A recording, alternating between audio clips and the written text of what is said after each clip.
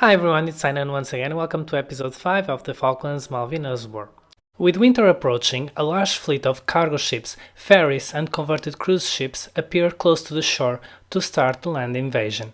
The Argentines followed the US procedures, so they put lots of troops defending Puerto Argentino, Port Stanley, and smaller groups of troops on the rest of the island. To them it made sense for the British to make a landfall near the city and conquer it in a swift but brutal battle. But the British had other ideas. Land on a remote place with almost no resistance. They learned that the hard way on Normandy. They selected San Carlos, a very lightly defended beach. The bay was perfect to land troops since the hills protected the ships from submarine and exocet attacks. The only drawback was that those hills caused problems for the radars to lock properly. It was also quite far from Stanley and dangerously close to Argentina. The plan was to use helicopters to move troops quickly across the battlefield. They would arrive on just a few days. So they started to land troops and install Rapier surface-to-air missiles on land. These missiles took some time to be installed and they required adjustments before they were ready. Warships moved into the bay to protect the cargo ships. And then the Argentines arrived, and it was a slaughter for both sides. Galtieri sent everything he had to attack the ships. The Harriers tried their best to protect the ships, and combined with ship and land defenses, they managed to destroy 22 Argentine planes. But for the British, losses were way bigger. For days, Argentine pilots bombed and strafed the ships on the bay, which quickly became known as Bomb Alley.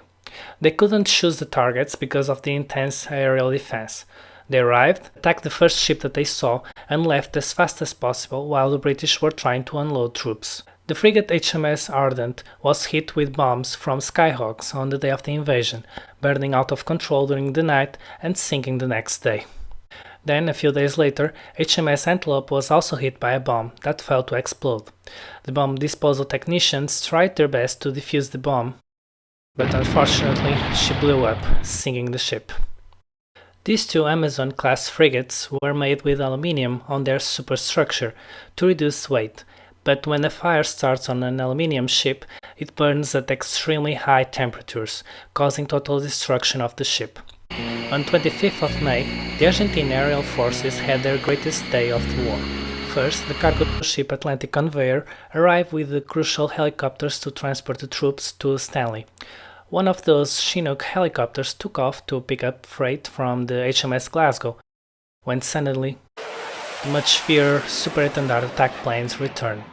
Two exocets were fired against the British warships, and they launched decoys to confuse them, so the missiles looked for another target. And they found a large cargo ship with all the precious helicopters and supplies that the British so desperately needed on land. Both missiles hit, causing extensive fires that burned everything on board. 6 Wessex, 3 Chinooks and 1 Lynx helicopter were destroyed, a major strategic setback. Prince Andrew, the brother of Prince Charles, was a helicopter pilot during the war, and saw the entire scene. 12 men died on Atlantic Conveyor. I was recently in London and I was able to visit the monument dedicated to those brave men. The surviving Chinook helicopter, Bravo November, was now the only heavy-duty helicopter that the British had on the area of operations, and has served on Kurdistan, Iraq and Afghanistan. The aircraft has seen 4 of its pilots awarded the Distinguished Flying Cross for actions while in command of the Bravo November. But the day wasn't over. HMS Coventry was on patrol near San Carlos, using its radar and Sea Dart missiles to destroy Argentine planes going to the bay. On that day, Coventry and the Type 22 frigate HMS Broadsword were being used as a trap to distract the Argentines from San Carlos. Combined, the two ships were known as Type 64, informal name for the combination of Type 42 and Type 22. The Sea Dart from HMS Coventry was used for long-range engagements, and the Sea Wolf from Broadsword protected both ships at short distances. If you have seen my previous video about the missiles, you know that they had some shortcomings. 2 attack waves of Argentine Skylark Attack planes appeared. HMS Coventry radar couldn't track the planes, and the Sea Wolf tracking system from Broadsword had to be reset during the attack. The first wave dropped a bomb that hit broadsword helicopter flight deck, destroying part of a Lynx helicopter but failing to explode. Then, a second wave of Skyhawks came at high speed, and unable to lock on them, HMS Coventry tried to reduce her profile against the approaching planes. On that moment, the Seawolf system from broadsword was again ready to fire, but Coventry blocked the line of fire, passing right in front of them, the moment that the Argentines dropped their bombs. Of the 3 bombs dropped, 2 exploded, sinking the ship. 20 more men died because of this attack. The survivors went to the water and started to sing "Always Look on the Bright Side of Life" from the movie Monty Python's Life of Brian, while they were waiting to be rescued. In total, more than 60 British sailors and 11 Argentine pilots died during the landing operations. Without their helicopters, the British forces were now forced to move more than 50 miles by foot to Port Stanley. The mainland forces, about 2,000 men, went straight to Port Stanley, but a much smaller force of 500 men from Tupara went on a different direction. Their target was a small settlement, known as Goose Green. The idea was to achieve a quick victory against the Argentines as a moral booster. But it was far from that. The British troops advanced on open ground against the Argentines, who were well entrenched on the top of the long hill, with landmines in front and artillery behind.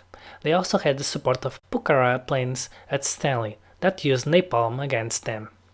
The British had already destroyed 6 Pucarás before the invasion on a secret SIS raid against Peeble Island, but the Argentines still had a few planes available. The British troops of Tupara were commanded by Colonel H. Jones, a trusted leader who led his men straight from the front. The battlefield around Goose Green was wide open and had almost nothing growing there, offering almost no protection for the attackers. The plan was for the British to attack from the north, using the protection of night, and then destroy the artillery behind them, and then conquer the airstrip and the settlement during daylight. However, the Argentines had around twice the number of the British, and when the British advanced, things started to go really wrong. One company was pinned down because of machine gun fire and lost too much time progressing. By then, there was plenty of daylight, and the British were totally exposed to the Argentines. A British scout helicopter was shot down by 2 Pucarás during a casualty evacuation mission, the only confirmed Argentine air-to-air kill during the war. Situation was now out of control. Someone needed to change things. Colonel Jones immediately took the initiative and moved forward, but was killed just a few meters from its target. Then Major Chris Kibble decided to change things. He ordered some of his men to move around the hill and take the Argentine positions from behind. At the same time, he called for aerial support to destroy the enemy positions. 2 Harriers armed with cluster bombs destroyed some of the artillery emplacements, and the battle was now a complete mess. During the night, he sent a letter to the Argentines saying that unless they immediately surrender, he would bomb their positions non-stop and consider them responsible for any civilian casualties there. And amazingly, the Argentine commander surrendered, and it was a huge surprise for them when they saw so many Argentines surrendering to such a small group of soldiers. Goose Green was finally free. But it came with a very heavy cost in lives, both Argentine and British.